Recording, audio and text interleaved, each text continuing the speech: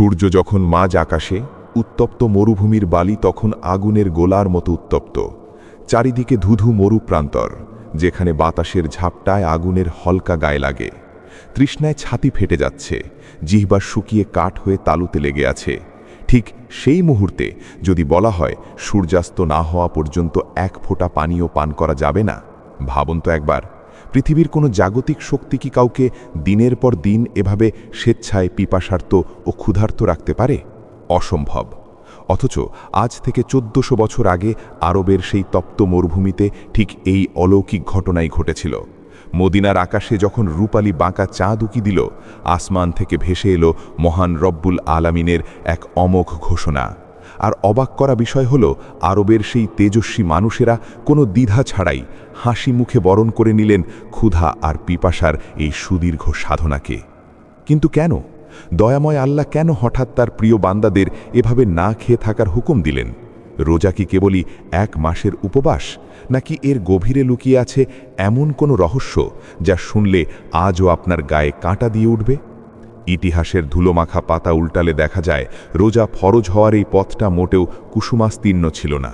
এর পরতে পরতে মিশে আছে আনন্দ, অসহ্য যন্ত্রণা আর ত্যাগের এক অবিশ্বাস্য মহাকাব্য। কিভাবে শুরু হয়েছিল আমাদের এই প্রাণের রমজান? আসুন আমরা ফিরে যাই ইতিহাসের সেই ধোঁয়াশাচ্ছন্ন অথচ রোমাঞ্চকর অধ্যায়ে, যেখান থেকে মানুষ নিজেকে খাঁটি করার শ্রেষ্ঠতম পথ খুঁজে পেয়েছিল। সেই সময়টা ছিল জাহেলিয়াতের বা ঘোর অন্ধকারের যুগ। আরবের মানুষের জীবনে কোনো শৃঙ্খলা ছিল না কোনো মানবিকতা। চারিদিকে শুধু হানাহানি, অবিচার আর অন্ধকারের দাপট। মানুষের অন্তরগুলো হয়ে পড়েছিল মক্কার ওই রুক্ষ পাহাড়ের পাথরের মতোই শক্ত। তারা তাদের সৃষ্টিকর্তাকে ভুলে মত্ত ছিল পাশবিকতায়। কিন্তু সদার মন কি একরকম হয়? না। এই ঘোর অমানিসার মাঝেও একটি হৃদয়ের ডুকরে কাঁদত। মক্কার কোলাহল থেকে অনেক দূরে জাবালে নূরের নির্জন চূড়ায় হেরা নামক এক ছোট্ট গুহায় একাকী ধ্যানে মগ্ন থাকতেন এক মহামানব। তিনি আমাদের প্রাণের স্পন্দন, মানবতার মুক্তিদূত হযরত মুহাম্মদ সাল্লাল্লাহু আলাইহি ওয়াসাল্লাম। তিনি নিভৃতে ভাবতেন, কে এই বিশাল আকাশ, এই সুউচ্চ পাহাড় আর নক্ষত্রচিত্র রাতের স্রষ্টা? তিনি সত্যের সন্ধানে ব্যাকুল ছিলেন। দিনের পর দিন, রাতের পর রাত তিনি সেখানে স্রষ্টার সন্ধানে কাটিয়ে দিতেন। তার পবিত্র হৃদয় এমন এক আলোর প্রতীক্ষায় ছিল যা পুরো পৃথিবীকে অন্ধকার থেকে টেলে তুলবে। আপনারা কি জানেন, রোজা ফরজ হওয়ার অনেক আগে থেকেই রমজান মাস ছিল বিশ্বজগতের জন্য সবচেয়ে দামি মাস? হ্যাঁ, ঠিকই শুনেছেন। রোজা তো এসেছে অনেক পরে, কিন্তু তার আগে এই রমজান মাসেই মানবজাতি পেয়েছিল তার শ্রেষ্ঠ উপহার। রাসূলুল্লাহ সাল্লাল্লাহু আলাইহি ওয়াসাল্লামের বয়স তখন 40 বছর। হেরা গুহায় তিনি গভীর ধ্যানে নিমগ্ন। চারিদিকে পিনপতন নীরবতা। ঠিক এমন সময় সেই নীরবতা চূর্ণ করে আসমান থেকে নেমে এলেন ফেরেশতাদের সর্দার হযরত জিবরাইল আলাইহিসসালাম। তিনি নবীজিকে লক্ষ্য করে বললেন, ইকরা, অর্থাৎ পড়ুন। আর সেই মহিমান্বিত রাতটি ছিল রমজান মাসের এক বরকতময় রাত, যাকে আমরা চিনি লাইলাতুল কদর বা কদরের রাত হিসেবে। এই রাতেই আসমান থেকে জমিনে নাজিল হল মহাগ্রন্থ আল কুরআন। তাই রোজা ফরজ হওয়ার আগে থেকেই রমজান আমাদের কাছে পরিচিত ছিল কোরআনের মাস হিসেবে। কোরআন হলো মানুষের আত্মার খোরাক, আর এই আত্মার খোরাক যে মাসে অবতীর্ণ হলো, সেই মাসকেই আল্লাহ পরবর্তীতে শরীরের খাবার থেকে দূরে থাকার মাস হিসেবে বেছে নিলেন। কি অপূর্ব সেই দৈবী পরিকল্পনা! কোরআন নাজিল হলো, কিন্তু মহান আল্লাহ তখনও রোজা রাখার কোনো নির্দেশ দেননি। মনে কি প্রশ্ন জাগে না, কেন আল্লাহ আরও দীর্ঘ 13টি বছর অপেক্ষা করলেন? কারণ রোজা কোনো সাধারণ আনুষ্ঠানিকতা নয়, শুধু পেটে খিদে রাখার নাম রোজা নয়। এর জন্য প্রয়োজন ছিল পাহাড়ের মতো অটল ঈমান আর ইস্পাত কঠিন মানসিকতা। মক্কার সেই শুরুর দিনগুলো মুসলমানদের জন্য অগ্নি পরীক্ষার মতো ছিল।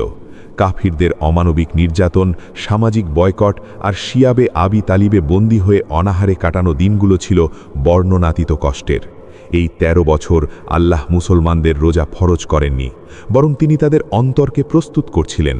তিনি শেখাচ্ছিলেন কিভাবে চরম প্রতিকূলতায় সবর করতে হয়, কিভাবে শূন্য পেটে থেকেও আল্লাহর উপর ভরসা রাখা যায়। সেই সময় নবীজি সাল্লাল্লাহু আলাইহি ওয়াসাল্লাম এবং তার সাহাবীগণ মাঝে মাঝে নফল রোজা রাখতেন, কিন্তু তার সবার জন্য বাধ্যতামূলক ছিল না। মক্কার সেই দীর্ঘ সময়টি ছিল মূলত রিপু দমনের আর পাপ থেকে দূরে থাকার আত্মিক প্রস্তুতি।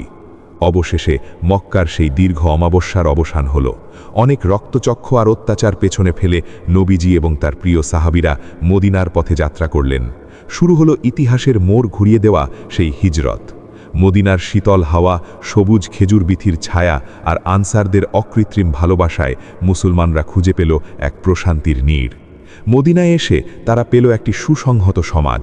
দীর্ঘ ১৩ বছরের দুঃখ কষ্টের আগুনে পুড়ে তাদের মনগুলো তখন খাঁটি সোনায় পরিণত হয়েছে। তারা এখন সম্পূর্ণ তৈরি। আল্লাহর যে কোনো হুকুম পালনে তারা নিজেদের উৎসর্গ করতে দ্বিধাবোধ করবেন না। মদিনায় হিজরতের পর পার হয়ে গেল প্রথম বছর। শুরু হলো দ্বিতীয় হিজরি সাল। চারিদিকে এক অন্যরকম আধ্যাত্মিক আবহ।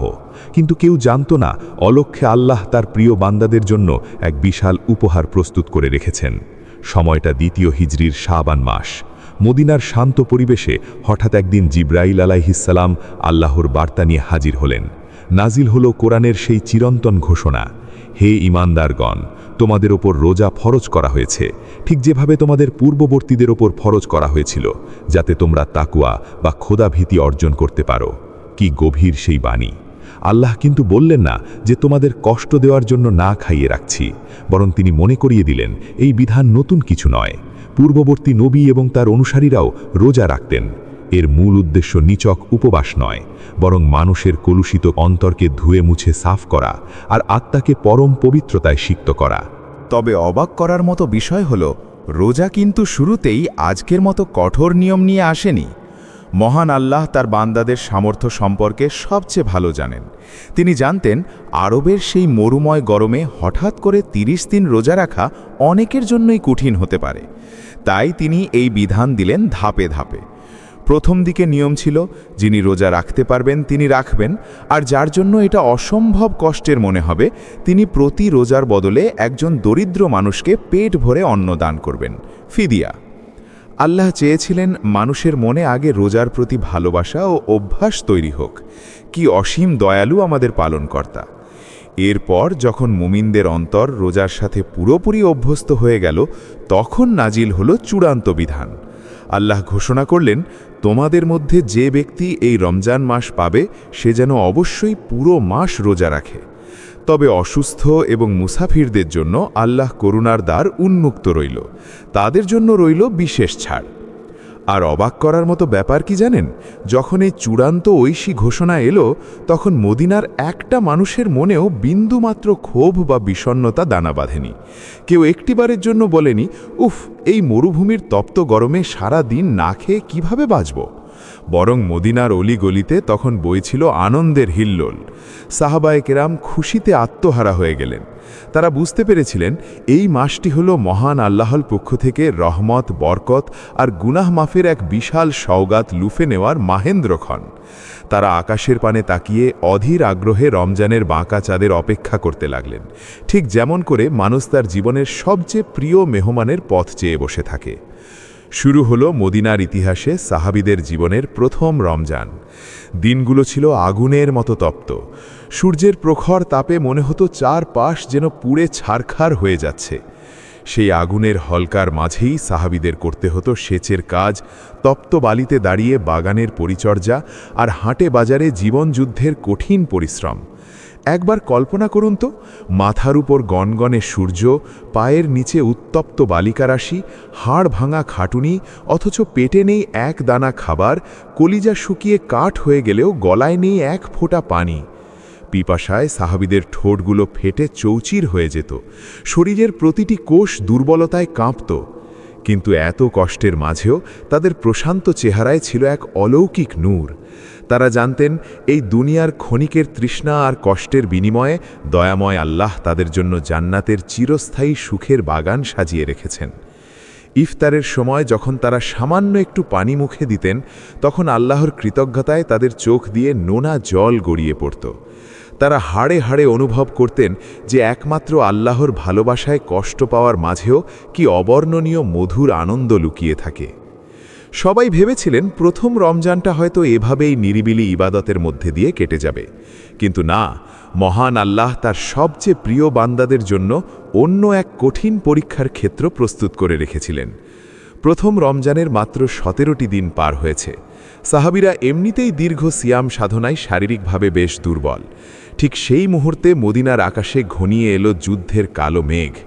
খবর এলো মক্কা থেকে আবু জাহেলের নেতৃত্বে 1000 সুসজ্জিত কাফিল সৈন্য মদিনার অস্তিত্ব মুছে দিতে ধেয়ে আসছে।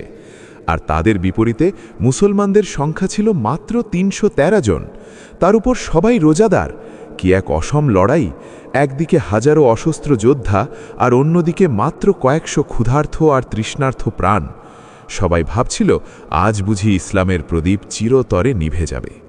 কিন্তু শত্রুবাহিনী জানত না যে এই রোজাদার মানুষগুলোর বুকের ভিতরে ঈমানের যে দাবানল জ্বলছে তা পৃথিবীর কোনো মারণাস্ত্র দিয়ে নেভানো সম্ভব নয়। রোজা তাদের শরীরকে হয়তো কিছুটা কৃশ করেছিল, কিন্তু তাদের আত্মাকে করে তুলেছিল ইস্পাতের চেয়েও মজবুত। বদরের প্রান্তর, মরুভূমির ধুলোয় আকাশ অন্ধকার। সেই শূন্য পেটে রোদে পুড়ে কয়লা হওয়া শরীর নিয়ে সাহাবীরা যখন আল্লাহু আকবার ধ্বনিতে হুঙ্কার দিয়ে কাফিরদের উপর ঝাঁপিয়ে পড়লেন, তখন বাতাসের গতিও যেন থমকে গিয়েছিল। কাফিরদের কলিজা ভয়ে কেঁপে উঠল। আর মহান আল্লাহ, তিনি কি তার রোজাদার বান্দাদের অসম্মানিত হতে দেবেন? কক্ষনো না। আসমান থেকে আল্লাহ পাঠিয়ে দিলেন হাজার হাজার ফেরেশতার বাহিনী। যে রোজা ছিল কষ্টের সাধনা, সেই রোজাই হয়ে উঠল তাদের বিজয়ের মূল শক্তি। চোখের পলকে বিশাল কাফির বাহিনী ধূলিসাৎ হয়ে গেল। ইসলামের প্রথম রমজানেই ক্ষুধার্থ পেটে আল্লাহর উপর অটল বিশ্বাস রেখে সাহাবীরা ছিনিয়ে আনলেন ইতিহাসের শ্রেষ্ঠতম বিজয়। সেদিন বিশ্ববাসী দেখেছিল রোজাদারের দোয়া আর আল্লাহর সাহায্যের মাঝখানে কোনো আড়াল থাকে না। এভাবেই অসীম ত্যাগ আর রক্তের বিনিময়ে শেষ হল মুসলমানদের জীবনের প্রথম রমজান। 29 দিন পর মদিনার আকাশে যখন ঈদের রূপালী চাঁদ উঠল, তখন সাহাবীদের চোখ মুখে যে আনন্দ ছিল তা ভাষায় প্রকাশ করার মতো নয়। সারা মাস কৃচ্ছ সাধন আর যুদ্ধের বিভীষিকা পেরিয়ে আসা সেই ঈদের খুশি ছিল যেন আসমান থেকে নেমে আসা এক জান্নাতি শান্তি।